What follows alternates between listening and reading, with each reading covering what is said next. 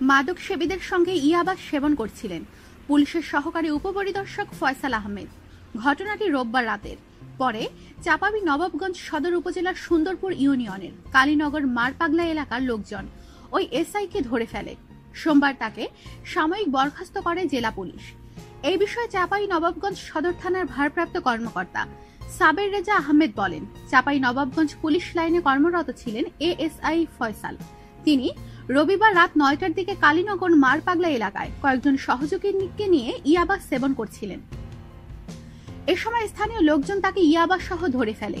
পরে খবর পেয়ে পুলিশ রাত 11টার দিকে ঘটনাস্থলে গিয়ে তাকে উদ্ধার করে। পুলিশ জানায়, এর আগে এএসআই ফয়সাল চাপাই নবাবগঞ্জ সদর থানায় কর্মরত ছিলেন। সেখানে দায়িত্ব পালনের সময় তার বিরুদ্ধে বিভিন্ন অভিযোগ ওঠে। এই কারণে সম্প্রতি তাকে পুলিশ লাইনে প্রত্যাহার করা হয়। চাপাই নবাবগঞ্জের পুলিশ সুপার টি.এম. মোজাহিদুল ইসলাম বলেন, পুলিশ সদস্য অপকর্মের সঙ্গে যুক্ত হলে আমরা তার বিরুদ্ধে বিভাগীয় ব্যবস্থা গ্রহণ করি।